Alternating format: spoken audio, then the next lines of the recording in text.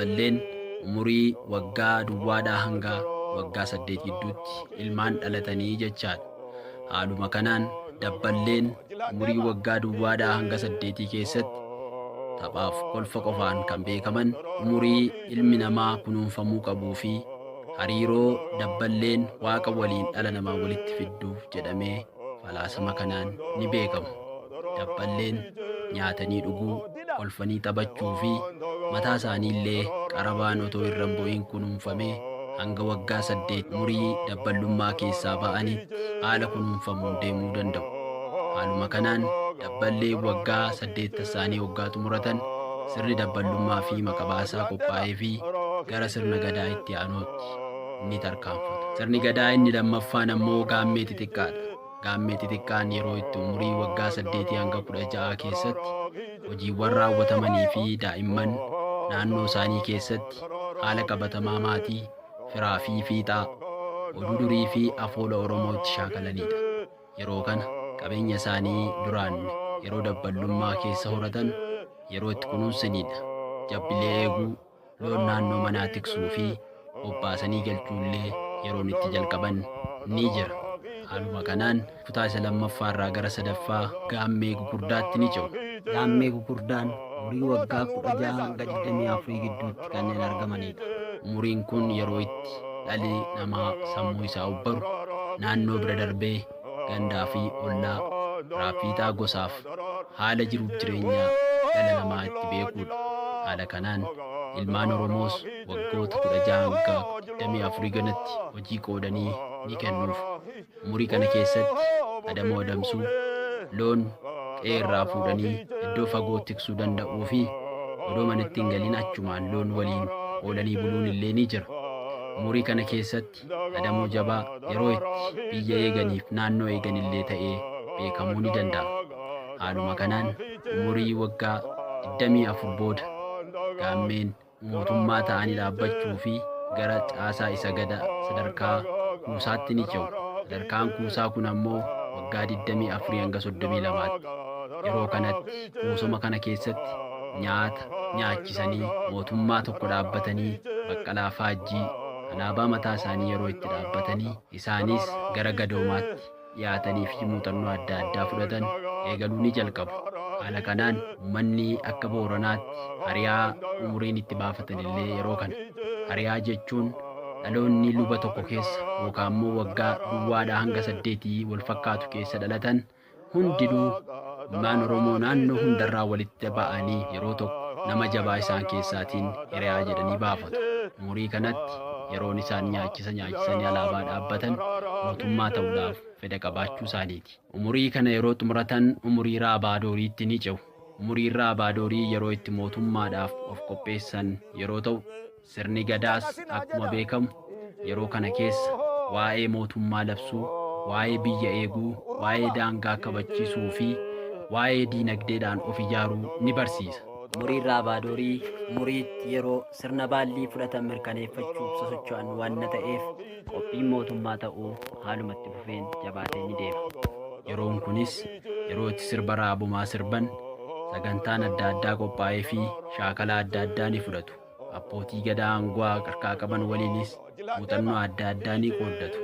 Umurii kana keessatti fuudhallee ni fuudhu.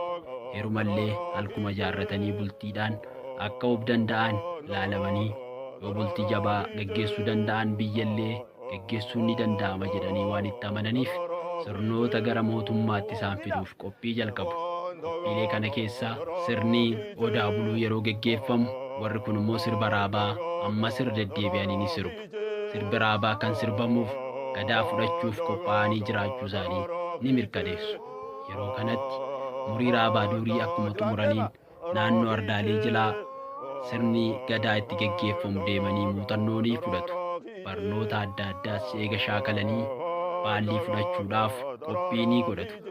Qophiin inni itti aanu baallii eegi fudhatanii booda gadaa ni ta'u. Gadaan umurii waggaa 40 hanga 48 gidduutti kan argamu yeroo itti biyya bulchanidha. Biyya bulchuudhaaf muuxannoo adda addaa yeroo itti horatanii kanaan dura yeroo Raabaadorii turan waa'ee biyya bulchuu, waa'ee muuxannoo adda addaa fudhatan sana amma kallattiidhaan akkaataa itti uummata geggeessaniif ni dabarsu.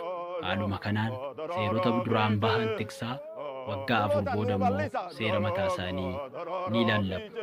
Bakkeewwan adda addaa seera isaaniitti fooyyessan keessaa bakkeen akka gumii gaayoo, mi'ee bokkoo, caffee tuulamaa fi odaa bisilfaa, odaa bulluq akkasumatti ni beekama. Sirni kana keessatti seera mataa isaanii eegi baasanii waggaa 4 booda akkaataatti seerri isaan baasanii fi fooyyessan akkasumas balleessan hojiirra oolu to'achuudhaaf ardaalee jiraa sirni gadaatti geggeeffamu naanna'anii ni to'atu.